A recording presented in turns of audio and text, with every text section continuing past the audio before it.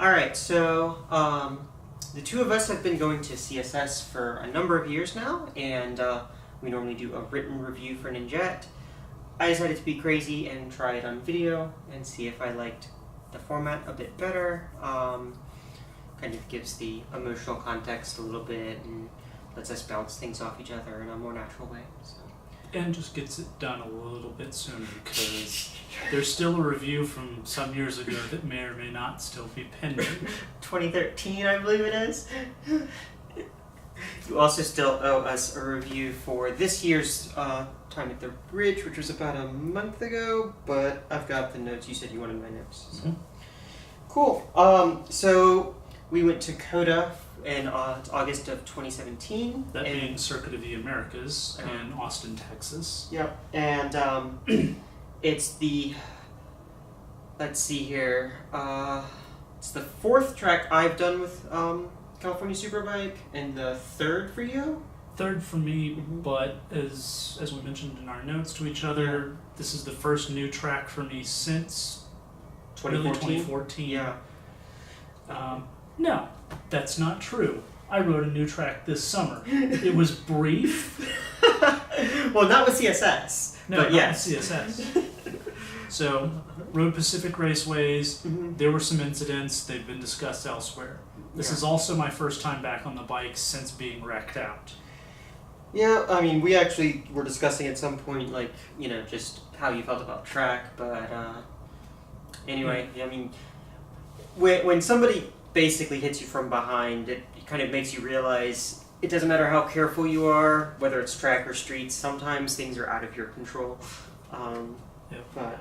But to wit, there were either no accidents at CSS or at CotA this year, or they were so few and or so minor, none of the bikes seem to be missing from the lineup. Yeah. So... No, I mean, I only experienced... For you know what I saw. Now the track is what, 3 miles long?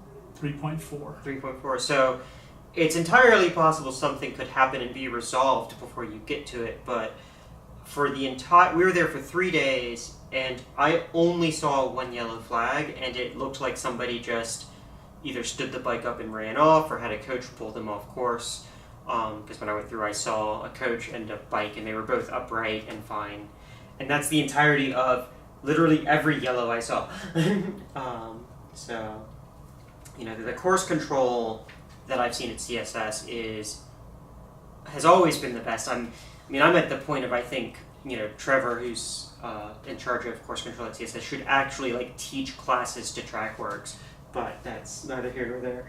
Anyway, so CotA, it's a very interesting track. It's, as we already mentioned, it's quite long, and the number one word I would actually use for it is tricky. Not necessarily in the sense of difficult, but it is, for every, you know, compared to every other track I've ridden on, it is the track most likely to suggest, like, a turn point or an apex point or some other thing that you're going to want to be looking for. And that, what it's suggesting to you is wrong. Now, that doesn't, you know, there is a good point, but it's just kind of the nature of the courses.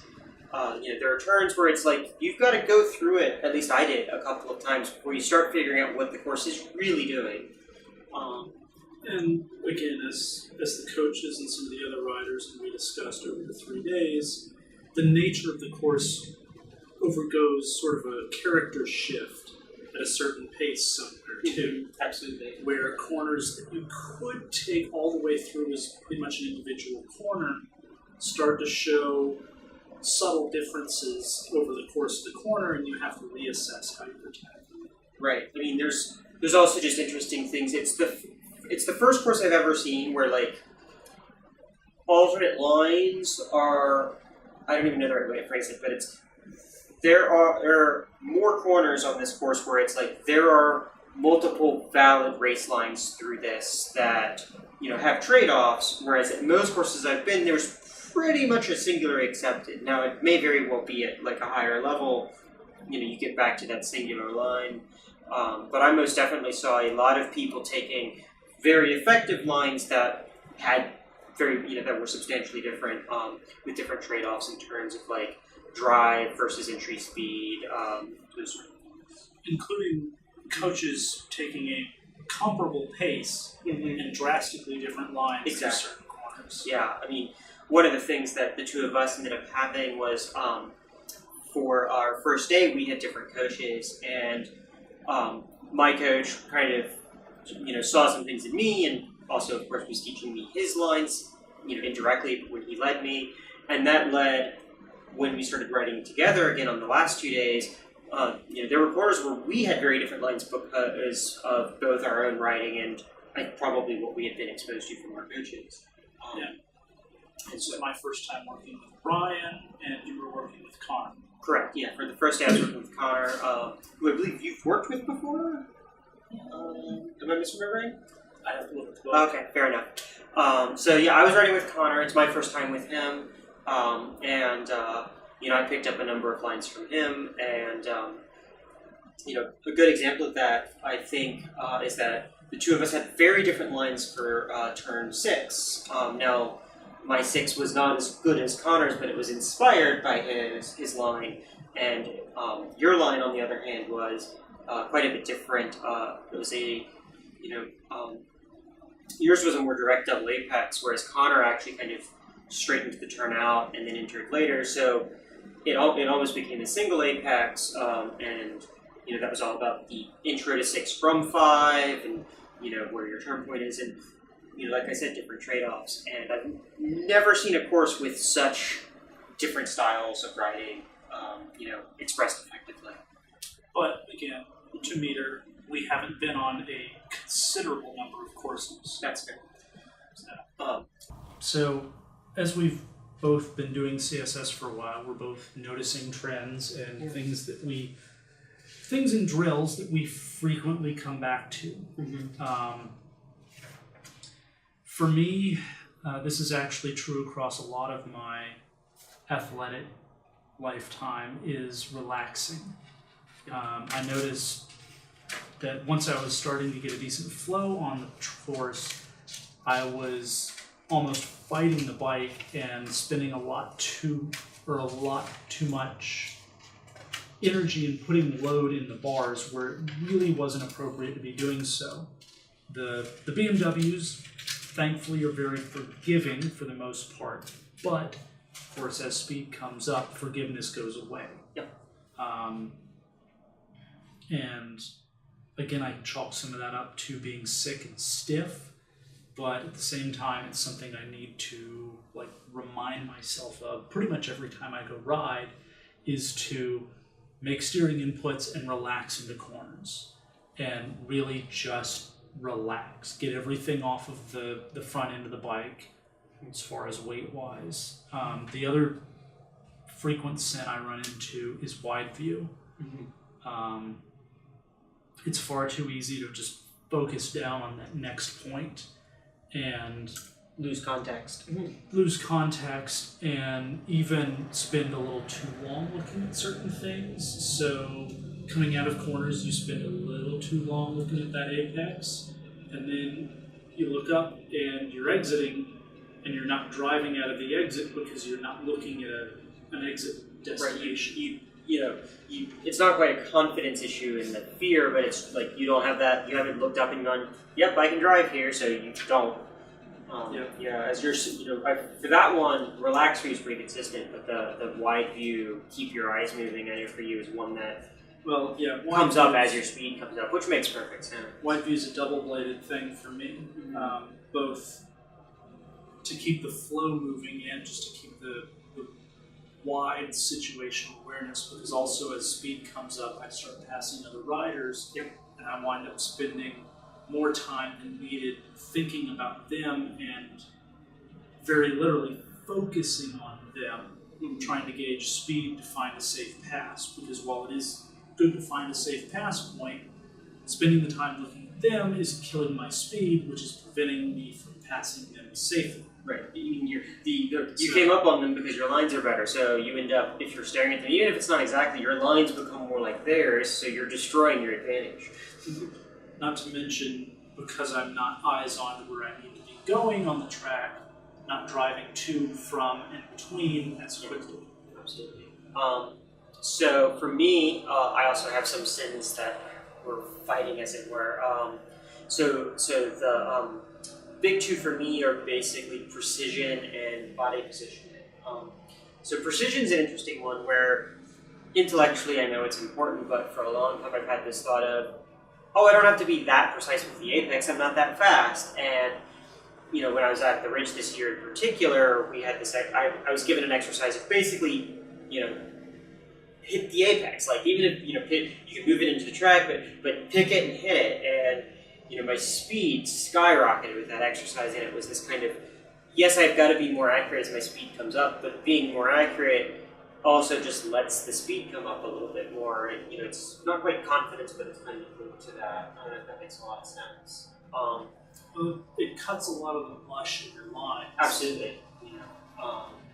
And so for me, just hitting that point where it's, don't just say, yeah, the apex is there-ish and turn there-ish, but to actually be precise with it, actually pick it, and then once I picked it, actually hit it. Getting consistent with that.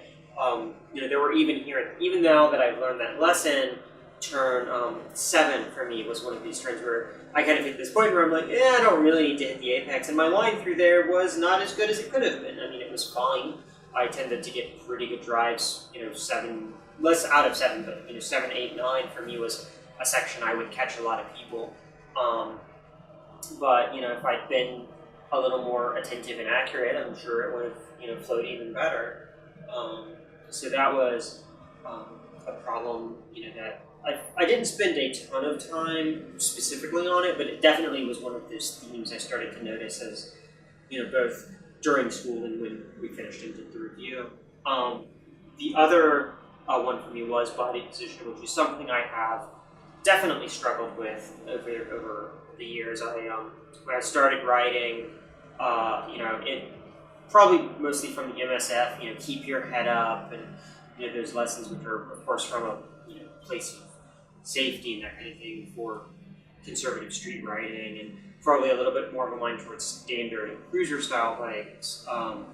So I'd lean over the bike and I'll keep my head up, and then I'm very crossed up. And fixing that has been a very step-by-step area. So did a fairly drastic change to it, specifically at the end of the Ridge this year, and then ended up kind of doing another pass on it almost every day. Actually every day here at CotA. I did by the end, make some realizations, make some improvements. I'll probably actually be doing a little bit of a video specifically about that to, kind of walk through where my thought process on body position is now. But yeah, there was definitely a point there in terms of communication where body position, I think we ended up spending a lot of time on, not just because it's an area I've been working on, but there was definitely a sort of, I felt like there were like 3 or 4 different languages being spoken. Different people would describe different parts of the philosophy in different ways, and it's like the general idea of putting your weight into the right place and staying with the bike and all that was very similar. But I definitely started to feel like I was being told, do this, and then being told by some, like literally next exercise by somebody else, do the exact opposite of that. And I got, there was a point I got pretty frustrated with that, but by the end, I think I kind of got what everybody was talking about and kind of worked it out. Yeah, just major terminology insufficiency and mismatch because of that. Yeah, absolutely. But by the end of it, things felt pretty good, and there's definitely some, plenty of room there for me to improve. But I think I've got kind of the core skills of, what a good body position's going to feel like, and I think I've got a place to work on my own skills until next year when I get to work with Lyle again. Lyle was our coach for the second day, and for me at least has been my favorite coach for working on body position. He's always given me gains in that area. Well, there's a reason I keep coming back to Lyle and just sort of speed demon. And he's always pushed me just hard enough to get me to remember, find out, know that, hey, there's faster. Yeah, Lyle is definitely fast. I think he pushes you a lot harder than he pushes me. The coach for me that I always feel like reminds me, hey, you can pick it up a little bit, is Misty Hurst, who wasn't able to be at this track. She's not full time with the school, so I don't always care. But I mean, I love Lyle. Maybe I just need to tell him to push me a little bit harder. Yeah, he's a good coach. I think I mentioned I had Connor the first day. He was pretty good. And then for the third day, we had Tim. First for both of us. And he was pretty good. Very different than most of the coaches I've had. He a little more conservative when he led. Part of that is we came straight off Lyle, who's very fast. And tends to push hard even when doing lessons, which is good and bad in its own ways. Yeah. Still fun. Yeah.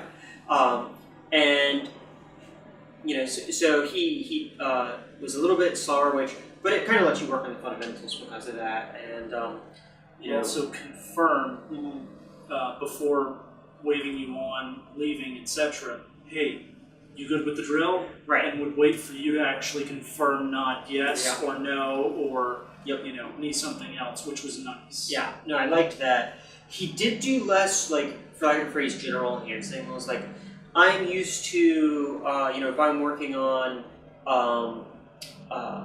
relax, let's just use that because it's an easy one. Like, CSS has these hand signals. It's a relax, it's kind of loose arms.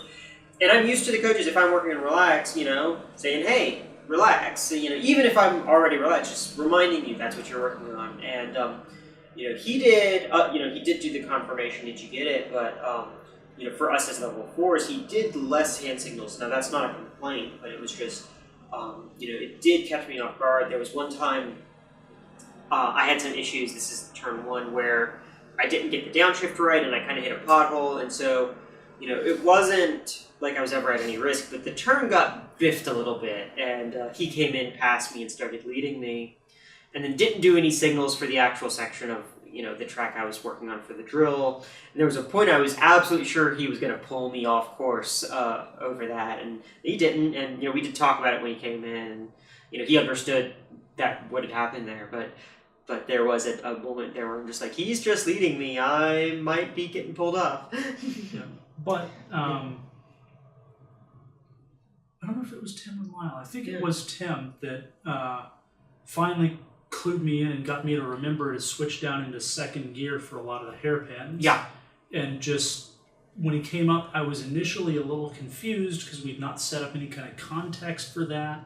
Mm-hmm. But just very obviously used the 2 signal, and after a corner or 2 of that, I picked it up, and it made so much sense. And I'd done it once or twice before, but until then had really been just sticking in third for the vast majority of the track. I mean, so I didn't just on the fly signaling, handy. Yeah, absolutely. All right. Well, speaking of things, Notepad is your best friend. It will help you write down what you've done wrong, what you've done right. Yeah. And 3 weeks from now, you'll be able to go back and look at it, or 3 years, or... Absolutely. I mean, so for levels 1 through 3, at the very end of the day, they give you a little notebook, which is nice, but frankly, I think they should give it to you at the start. For the level 4, they give you kind of the same notebook, but it's literally blank. For you to write your notes in. I've got like 4 or 5 of those, in my pile, and both of us, I think, independently made the decision to like get something a little more substantial, and the reason for that is because we do go back over and over again. I don't have to now pile up all these notebooks that look identical and comb through them, and then there's also just a degree of, realness to it, and the notes, like, I don't know how well you can see this, but they get pretty extensive. That's one session, and if I flipped earlier, they are much vaguer, where you'll see, like, this is probably an extreme example, but it's 2 lines, and what really does that is, like he said, I go to, season ends, and then I go to my first track day of the next year, I open up my notebook and was like, well, what did I work on at, Superbike last year? And I see 2 lines, and it's like, even though I kind of intellectually know what it's about, it's, you lose some of that context, and so complete notes really help both. It drills it into your own head when you write it down, and then when you reread it, you've got that extra bit of context, and you remember, oh yeah, like, I need to work on that little section. They used to, as I recall, when you started level 4, do a little bit of a survey where they said, I'm trying to remember, but I remember one of the questions on it was a yes/no question, is do you want to work on your body position? But there were some others, and they've stopped doing that, and in some ways I can kind of understand why. Level 4 is very reactive. You go out, you ride, you see something, and when you see it, it's let's work on that. But for me, at least, like, I have some goals. Now most of the ones I wrote down, I did actually get to cover. But that's kind of a thing that I feel like there needs to be a little bit of a space to talk to your consultant or coach about, hey, if you have something you want to accomplish, what is it? I would at least like that myself.